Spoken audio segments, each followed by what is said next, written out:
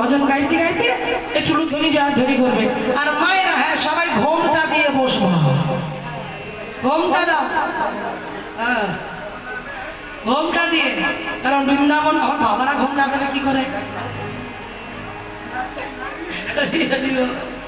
কারণ বৃন্দাবনে সবাই তো গোপী, গোপী মনোভাব। ওখানে তো পুরুষ বলতে একজন, তিনি হন কৃষ্ণচন্দ্র, সবাই গোপী। আপনারা কিন্তু পুরুষ নন, পুরুষ বলে জাহির করলে হবে না। পুরুষ একজন, তিনি হলেন যিনি সর্বৈশ্বর্যপূর্ণ ভগবান ইন্দ্রকালে পুরুষ কৃষ্ণস্থ ভগবান স্বয়ং, সেই ভগবান পুরুষ।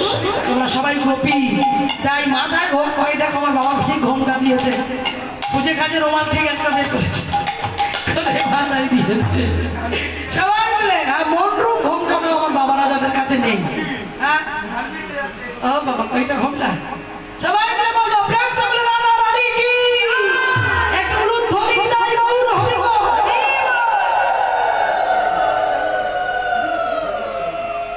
সবাই হাতে তালি দেবে কেমন? আজকে খুব আনন্দ লাগছে আপনাদের সব কীর্তন গাইতে পেরে, আনন্দ করছেন। আজকে আমি আমার শেষ বা সবাই মিলে। হ্যাঁ চলো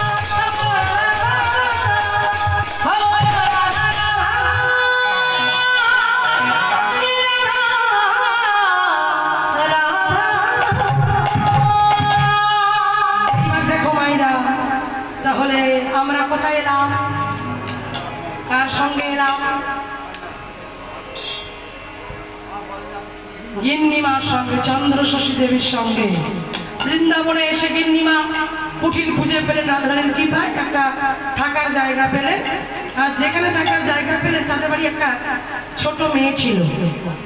সেই ছোট্ট মেয়েটা ওই গিন্নিমাকে অর্থাৎ চন্দ্রশশী দেবীকে ডেকে উঠলো পিসিমা বলে।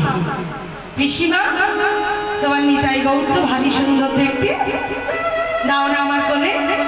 তাই তখন থেকে বৃন্দাবনে আর কেউ চন্দ্রশশী দেবী বলে চিনল না, সবাই চিনল পিসিমার নিতাই গৌর। দিকে দিকে সবাই জানতে পারলো পিসিমার নিতাই গৌর কথা বলে, পিসিমার নিতাই গৌর হাঁটা চলা করে, খাওয়া দাওয়া করে। এইবার দেখো মায়েরা কি হলো না, এইবারে দিকে দিকে যখন প্রচার হতে লাগলো, ওই পিসিমার বয়স বাড়তে লাগলো। তাই যজ্ঞেশ্বর নামে এক বাবাজির হাতে স্বপ্নাদেশে নিতাই গৌর চলে গেল এবং পিসিমাকে সঙ্গে নিয়ে। কিন্তু পিসিমা একটা কথা বলেছিল নিতাই গৌরকে, যজ্ঞেশ্বরকে, যে যজ্ঞেশ্বর কোনোদিন আমার নিতাই গৌরকে কাষ্ঠের নিতাই গৌর ভাবিস না, কারণ আমার নিতাই গৌর দেখতে কাষ্ঠ কিন্তু ওরা আসলে কাষ্ঠ নয়। তাই আমার নিতাই গৌরকে ঠান্ডার সময় একটু উষ্ণ গরম জলে স্নান করাবি, আর গরমকালে একটু পাখার ব্যবস্থা রাখবি। কিন্তু সেই যজ্ঞেশ্বর নিতাই গৌরকে ভাবতে লাগলো কাষ্ঠের নিতাই গৌর। আর কাষ্ঠের নিতাই গৌর ভেবে কি করলো, কাষ্ঠের নিতাই গৌর ভেবে মাঘ মাসের কনকনে ঠান্ডাতে, এই ঘটনাটা ঠান্ডার সময় ঘটেছিল, মাঘ মাসের কনকনে ঠান্ডাতে নিতাই গৌরকে ঠান্ডা জলে স্নান করালো 1 সপ্তাহ ধরে। আর ওই ঠান্ডা জলে স্নান করানোর ফলে নিতাই আর গৌরীর হলো জ্বর, হলো সর্দি, হলো কাশি। হঠাৎ রাত্রেবেলা বারান্দায় শুয়ে আছেন পিসিমা, হঠাৎ রাত্রিবেলা কাশির শব্দ পেল। সেই কাশির শব্দটা পেয়ে থাকতে পারলেন না পিসিমা। মাগো জানবে, সন্তানের যদি বিপদ হয় সবার আগে জানতে পারে কে? মা। মা জানতে পারলো। মা জানতে পেরে লাঠি হাতে নিয়ে মন্দিরের ভিতর প্রবেশ করলেন। আর মন্দিরের ভিতর প্রবেশ করে দেখলেন যে নিতাই গৌর ঠান্ডায় থরথর থরথর করে কাঁপছে, সর্বাঙ্গ তারা কাঁপছে, শরীরটা কাঁপছে, নাসিকা থেকে সর্দি ঝরে পড়ছে। কাছে এগিয়ে গেল, নিতাই গৌরকে স্পর্শ করার মাত্র পিসিমা দেখলো তাদের গায়েতে যে হাত দিল, দেখলো জলে গা পুড়ে যাচ্ছে। বললো নিতাই গৌর কি হলো, তুমি এমন অবস্থা কি করে হলো? কেঁদে কেঁদে বলছে, মা, যে যজ্ঞেশ্বরের হাতে তুমি আমাদের তুলে দিয়েছ, সেই যজ্ঞেশ্বর প্রতিদিন আমাদেরকে ঠান্ডা জলে স্নান করিয়েছে। মা, আমরা এখানে থাকবো না, তুমি নিয়ে চলো, তুমি নিয়ে চলো। সেই নিতাই গৌরীর নাসিকা থেকে সর্দি ঝরে পড়ছে। মা নিজের আঁচল দিয়ে নিতাই গৌরীর নাসিকার সর্দি মুছিয়ে দিচ্ছে। মায়েরা, একেবারে সত্য ঘটনা, বিশ্বাস না হলে যাবেন, দেখে আসবেন বৃন্দাবনে।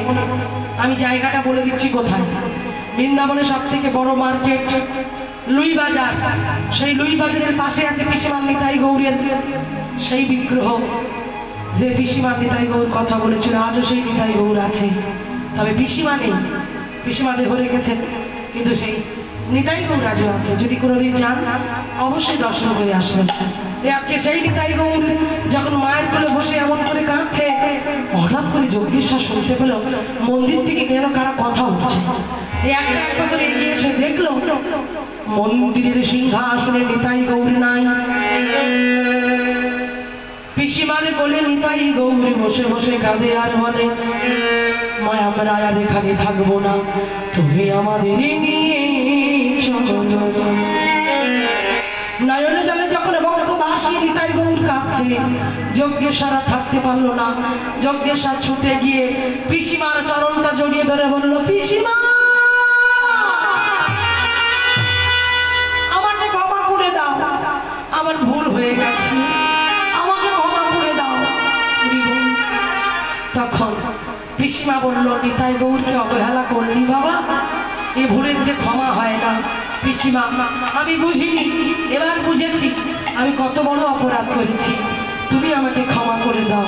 আমি তোমাকে কথা দিলাম এমন ভুল আমি দ্বিতীয়বার আর কোনোদিন করব না করব না করব না।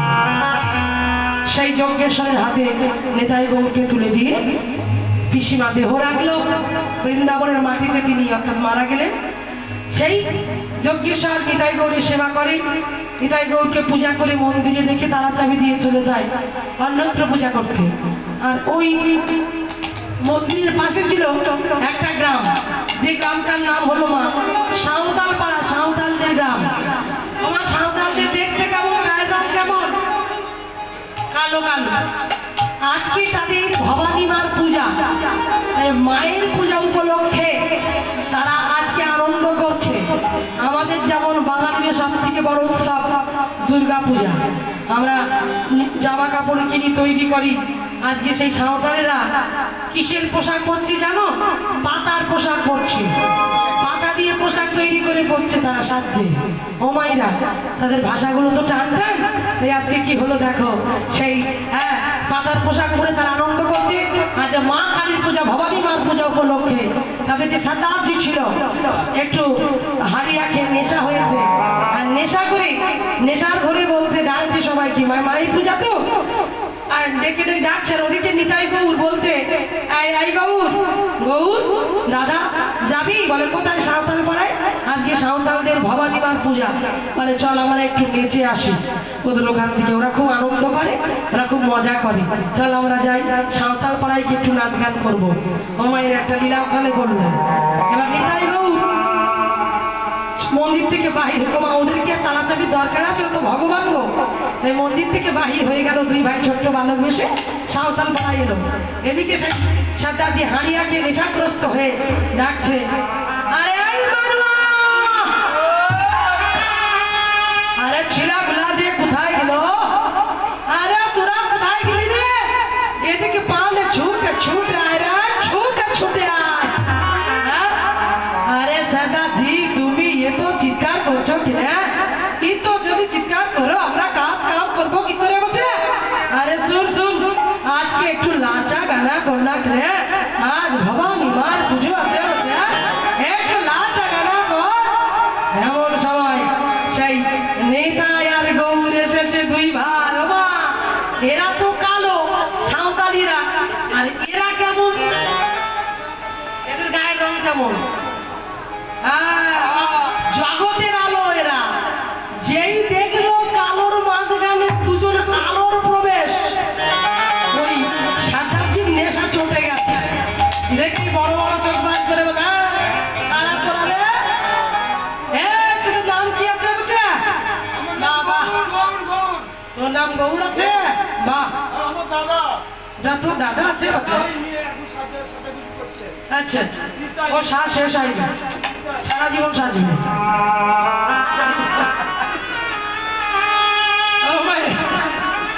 এইবার দেখুন বলছে, বাবা বাহ কি সুন্দর দেখতে আছে বটে।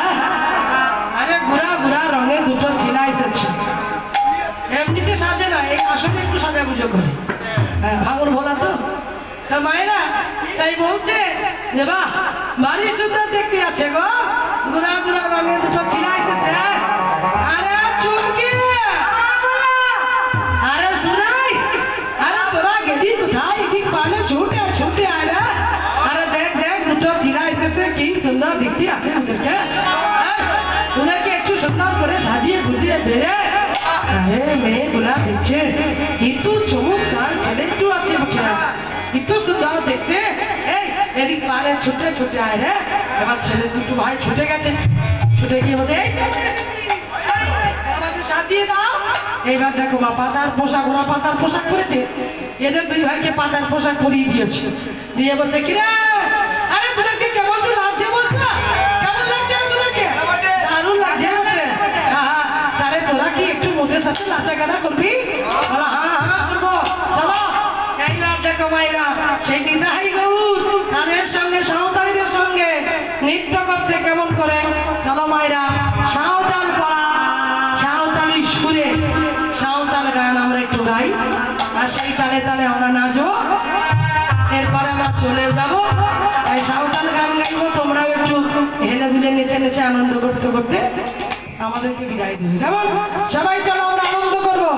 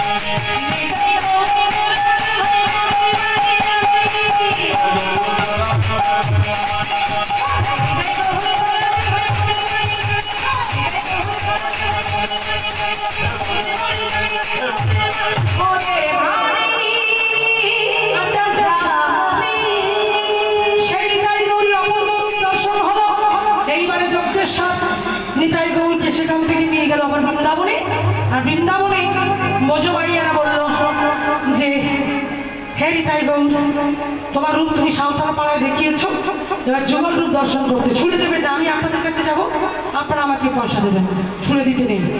তাই এবারে দেখুন সেই নিতাই গৌরের অপূর্ব রূপ যুগল রূপ দর্শন করছে ব্রজমাইয়েরা। তাই আপনারা যুগল রূপ দর্শন করুন, করতে করতে আমরা এখান থেকে বিদায় যাবো। সবাই মিলে হাত তালি দিয়ে সবাই মিলে একসাথে গাইব, যুগল রূপ দিয়ে দর্শন করুন। একটা যুগল গান গাই, রাধা কৃষ্ণ প্রাণ যুগল রাধা কৃষ্ণ